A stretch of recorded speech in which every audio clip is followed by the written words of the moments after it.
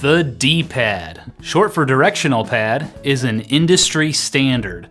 It's on just about every video game controller. Even modern consoles like the PlayStation 4 have it.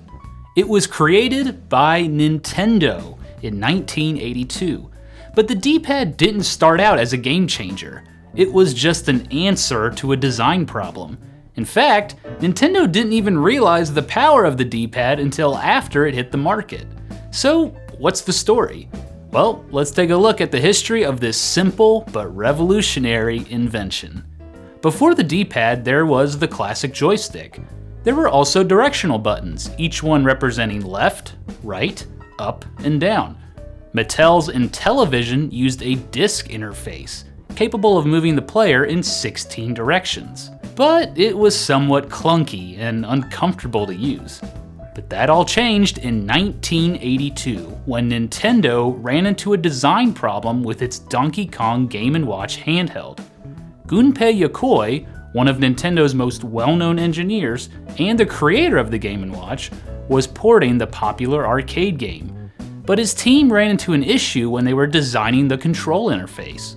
Most early Game & Watch titles moved the player on one axis, which required just two buttons, left and right. But Donkey Kong used both the X and Y axis, requiring 4 directions. At first, the Nintendo engineers tried using a small joystick. However, it was fragile and uncomfortable to use. It also prevented the handheld from closing as it used multiple screens. Next, Yokoi experimented with 4 directional buttons. It worked, but it didn't feel intuitive.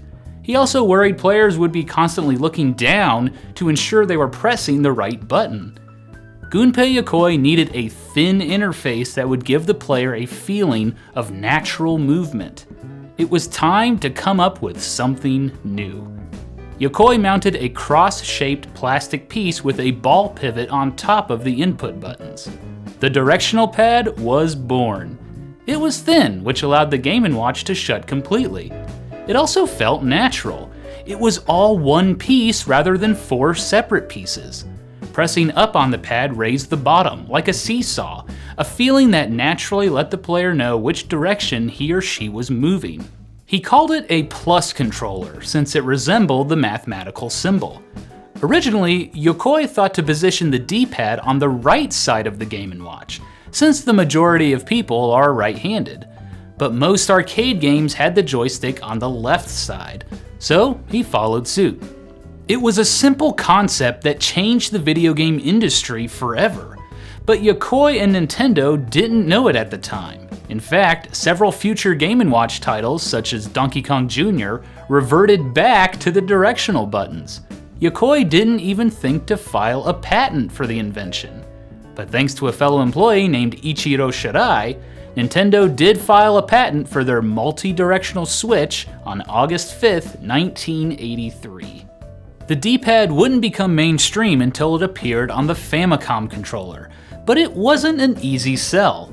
While designing the controllers, engineers debated over what directional interface to use. One engineer, Takao Sawano, suggested Gunpei Yokoi's D-pad. Several of his co-workers had doubts, but when Sawano interfaced a Game & Watch with their prototype Famicom, they were amazed at how well it worked, and how natural it felt. Players could focus on the action instead of the controller. Dubbed the control pad in the manual, the D-pad quickly became the new standard thanks to the overwhelming success of the Famicom and the NES. Nintendo continued to use it on just about every future controller, including their handheld Game Boy consoles. But even with a patent, other companies, including rival Sega, copied the technology. Now let's take a look at how they did it. First, let's examine the D-pad in an NES controller. The D-pad is one plastic piece with a ball pivot underneath. It sits on 4 input buttons, which allow for 8 directional movements. Now, let's open up a Sega Genesis controller. Sega named their interface the directional button, or D button for short. The first thing you'll notice is that the D-pad is enclosed within a circle. The ball pivot is located in the center of the inputs, rather than on the plastic piece. It works exactly the same, but these small changes allowed Sega to avoid any legal issues from Nintendo. On the PlayStation 2 controller, Sony mounted the D-pad underneath the controller shell. The ball pivot is on its own separate piece that clips underneath.